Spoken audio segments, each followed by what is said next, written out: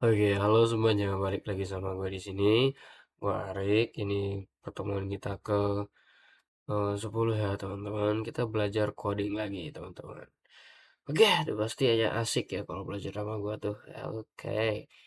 Oke, jadi kenalin lagi gue Arik dari Undip dan program studi Teknologi Rekayasa Otomasi Sekolah Vokasi. Let's go.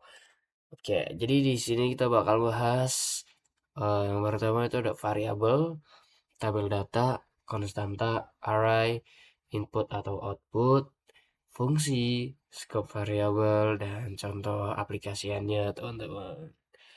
Next. Nah, apa sih variabel?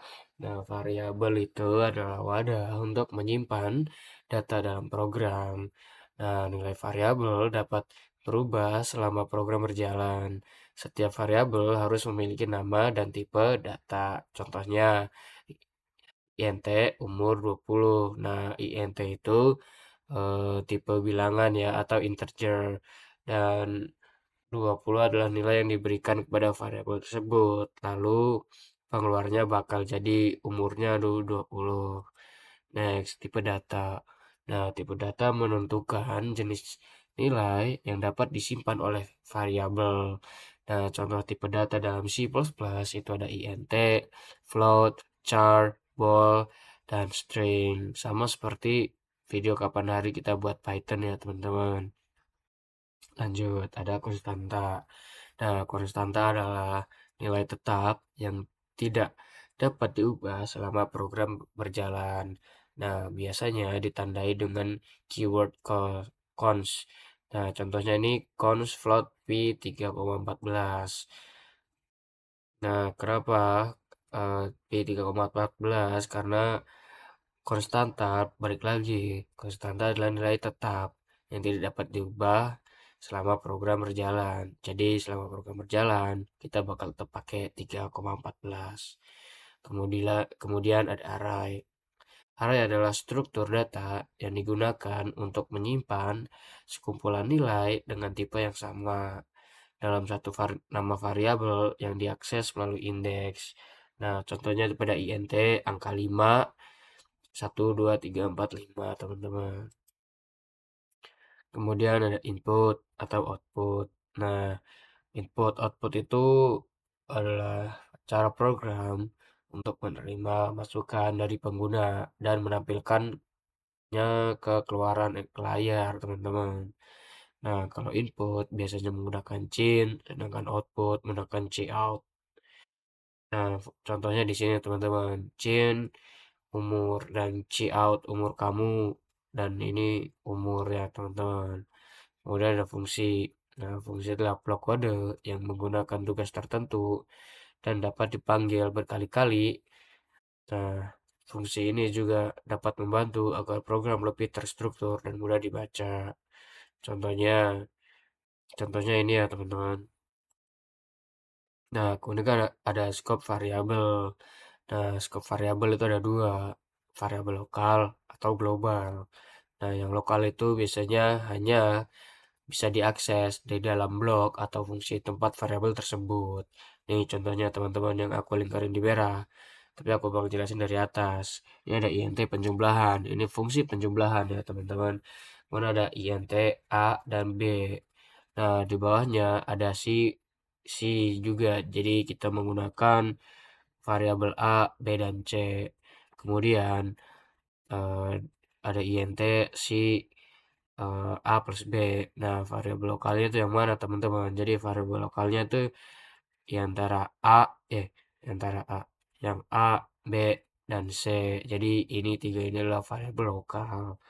Nah, untuk variabel global sendiri itu dideklarasikan, sekali lagi dideklarasikan di luar fungsi sehingga dapat diakses oleh semua bagian program. Contohnya di sini pada int C dan A. Terus kemudian pada bawahnya C dan A lagi teman-teman. Karena int C dan A membuat semua program yang bagian ke bawah. Oke, lanjut. Oke, itu materinya. Terima kasih teman-teman. Nah, kita bakal bahas dari yang awal. Kita bakal bahas dari variabel. Kita bakal masuk ke eee, ini ya teman-teman, VS Code. Buat yang belum punya VS Code, kalian bisa download dulu di videoku sebelumnya, cara download VS Code ada di video sebelumnya teman-teman. Oke, jadi di sini gua udah buat beberapa program yang sesuai dengan tema hari ini teman-teman. Langsung saja kita salin. Eits.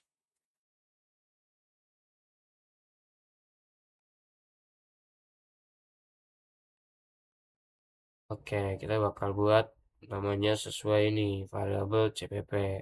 Caranya kita tambah plus, ketik variabel dot CPP, otomatis tersave dengan coding C++, teman-teman. Langsung aja gue salin, gue bakal run juga.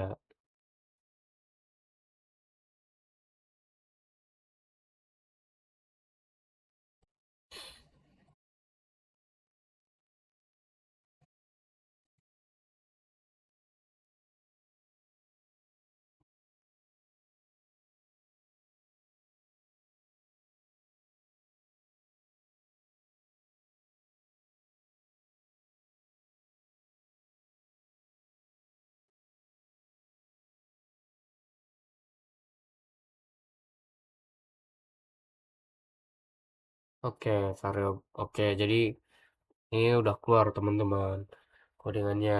Nih yang pertama variabel yang pertama kita masukin nama nama nih di sini. eh Bentar.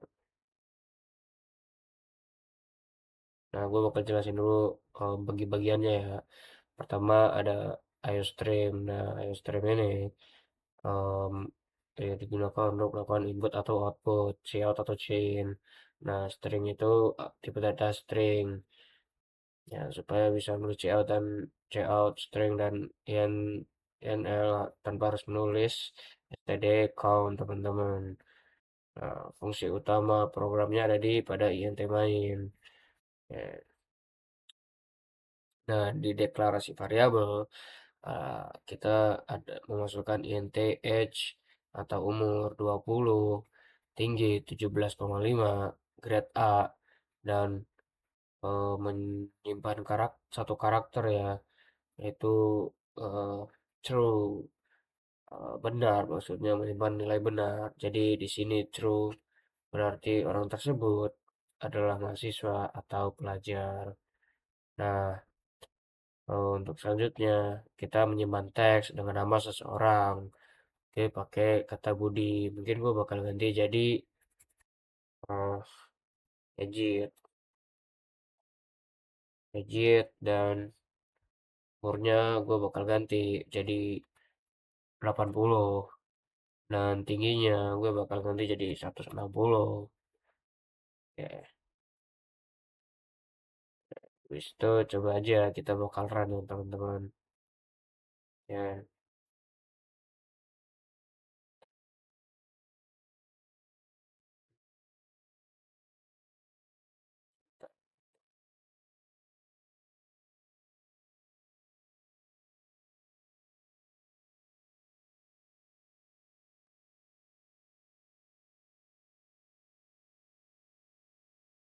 oke, sudah ganti ya teman-teman. Jadi name Yajid, umur 80, tinggi 160, grade A, dan dia adalah pelajar. Oke, kita bakal lanjut ke codingan kedua, teman-teman.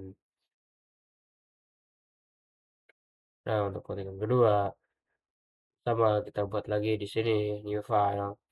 Sebelum itu gue mau lihat dulu. Kita bakal masuk ke materi konstanta, teman-teman. Oke, kita langsung aja salin dulu.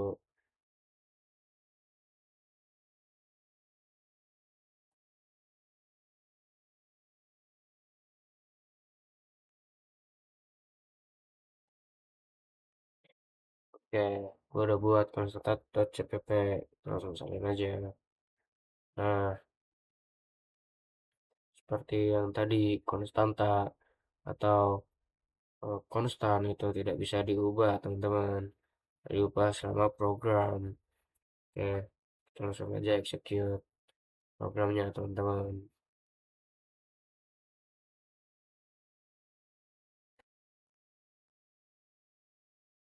Dan yap, sudah keluar programnya. Area lingkaran radius 5 adalah 78,539 dan nilai konstantanya adalah pi 3,14. Bagaimana jika kita hilangkan 59-nya? 3,14 dan radiusnya mungkin kita ganti jadi 6. Apakah masih bisa work atau tidak? Kita coba lagi.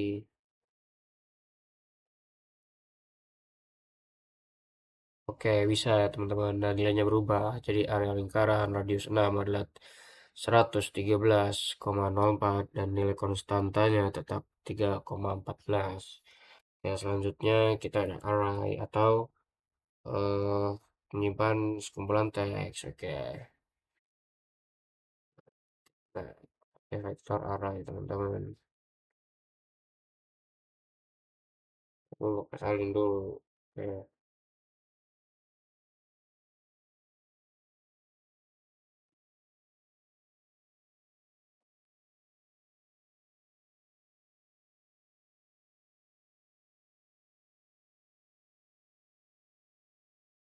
Nah, ini adalah codingan arraynya teman-teman.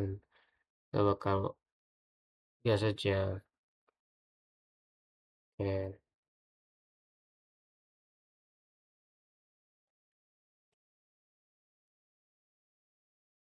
Dan yap, sudah keluar teman-teman. Array elemennya ada 30, 20, 10 dan vektor elemennya Alucard Sigma Boy. Nah, oke. Kita buka lagi. Nah, array itu adalah struktur yang digunakan menyimpan sekumpulan nilai tipe yang sama. Nah, jadi kita buka lagi di sini. Nah, ada nomor 3, berarti dia menyimpan 3 angka, maksudnya 3 general huruf di ini di belakangnya. Dan juga menambah elemen yang sisanya teman-teman. Jadi dia menyimpan 3 juga. Simpelnya seperti itu. Oke, kita lanjut. Lanjut.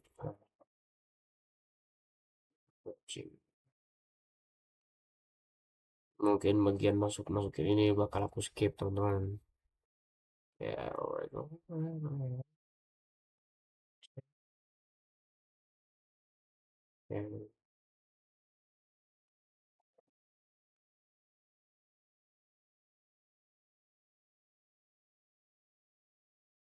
Oke, nah, ini bagian input chain teman-teman.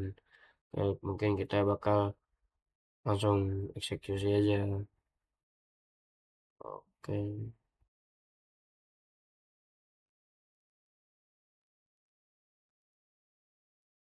oke, kita suruh masukin umur kita. Aku umurku 90, full nama eh, Xavier, hmm, Xavier Savage Maniac.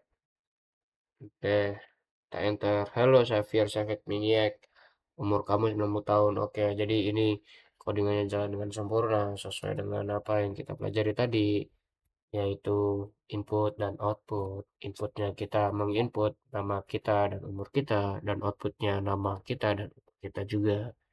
Oke, kita lanjut.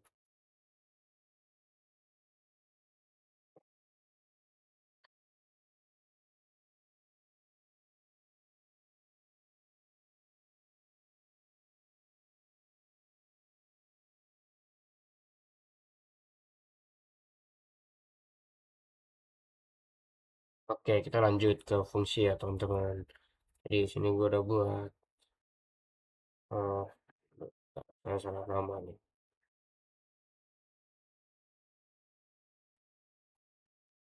Nah, oke, kita pakai fungsi CPP, langsung salin aja.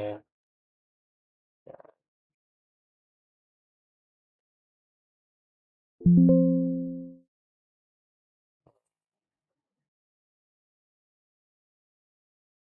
oke, bentar.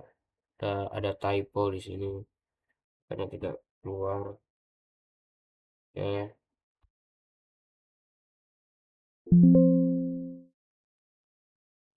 Ya, jadi gue udah nemu permasalahannya tadi teman-teman. Jadi ada satu kata yang typo ya teman-teman. Nah, di sini kita itu menggunakan eh, perkalian dan penjumlahan pada fungsi ini teman-teman. Sesuai dengan apa yang tadi gue jelaskan.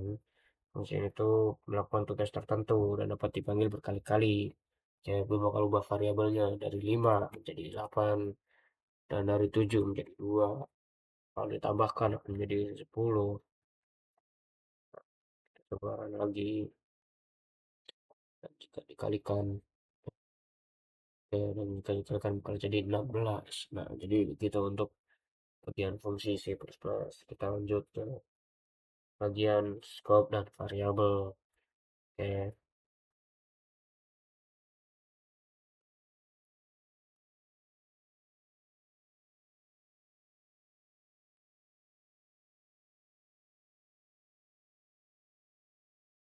oke, oke.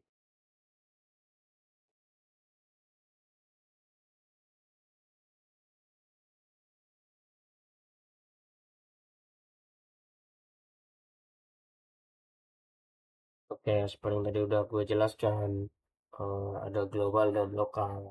Jadi di bagian global itu berfungsi nilai 100 dan di bagian lokal itu ada di fungsi 200 dan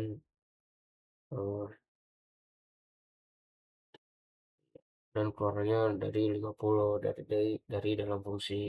Oke, jadi ini sesuai ya teman-teman dengan apa yang kita pelajari tadi, yaitu fungsi scope variabel yang dimana lokal hanya bisa diakses di dalam blok, tapi kalau global bisa diakses di bagian semua program teman-teman.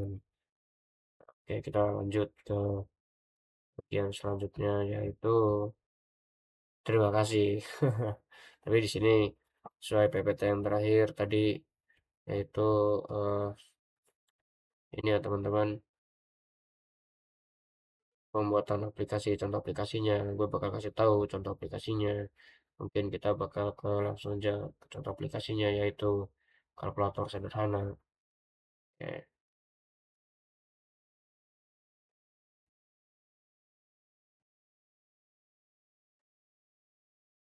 oke,